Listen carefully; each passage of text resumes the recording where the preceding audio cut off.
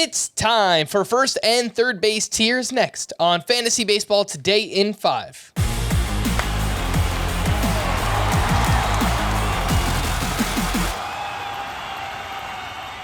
Welcome into FBT in 5. Today is Wednesday, January 25th. I am Frank Sample, joined by Scott White, and let's run through some of the first base tiers, starting with the elite tier. These are players going in the first and second round, which includes Freddie Freeman, Vladimir Guerrero, Paul Goldschmidt, and Pete Alonso. The next tier, just one name, near elite tier, Matt Olson, who is going in the fourth round. The next best things, this is Scott's favorite tier.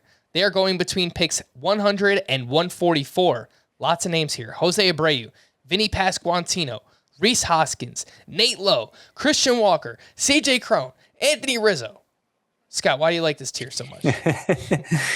Because there are so many names. I like opportunities to wait at a position and still get a player that's going to be comparable to what most of my competition has. And I think you see that at this tier. At this position, you really have to pay a premium for the 5 ahead of this tier. The ones you mentioned, Freddie Freeman, Vladimir Guerrero, through Matt Olson. And I'm not sure it's worth it. I'm not sure it's as worth it at first base as it is at other positions that don't have quite a robust mid-tier, quite such a robust mid-tier like this one does. Now, the one interesting thing, one thing you can nitpick about with this tier is, do they really all belong in the same tier? Which is often a question worth asking when the tier is this large. I've at least flirted with the idea of moving Jose Abreu and Vinny Pasquantino, the top 2 in this tier, up with Matt Olson and making that second tier a little bit bigger, even though they tend to go much later than Olson in drafts. Do they deserve to? Is that my comfort level with Olson relative to Abreu, Pasquantino? And then at the back end of this very large tier, names like Christian Walker and CJ Cron, do I feel as good about them as I do about Abreu and Pasquantino? Theoretically, I should if they're in the same tier. And, it's always hard to get it perfect, and there are always degrees of confidence even within a tier. But for now, this is the way I have it. And, it seems to reflect the way I draft, because I more often end up with a Christian Walker type as my first baseman than not. And I think this is exactly why tiers were made for fantasy, Scott, because I agree. I like shopping in this tier for first baseman, and frankly, I'll wait until, one or two of these guys are left, and then I'll just kind of pounce on like a CJ Cron or Anthony Rizzo after pick 120. I don't have any issue with that. The last tier at first base we're going to talk about here is the fallback options, which includes Josh Bell, Andrew Vaughn, Rowdy Tellez, and Ty France. I don't mind Rowdy Tellez either, if he's my starter at first base.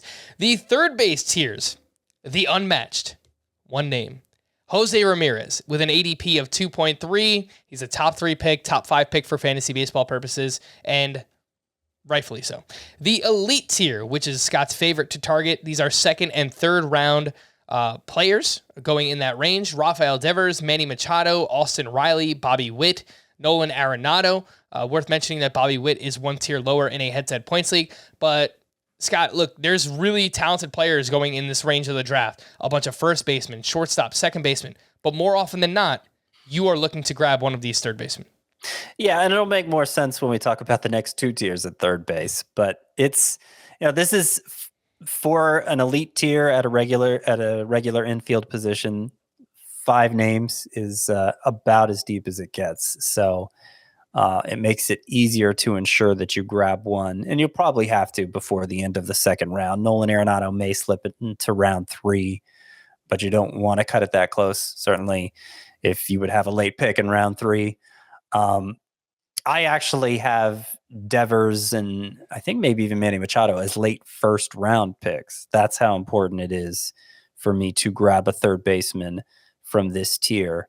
It is because it is such a big tier. There are going to be a lot of teams in your league with an elite third baseman, and then the ones who don't get one are going to be at a extreme disadvantage because of how big the drop off is thereafter. So that's why I prioritize this tier so much.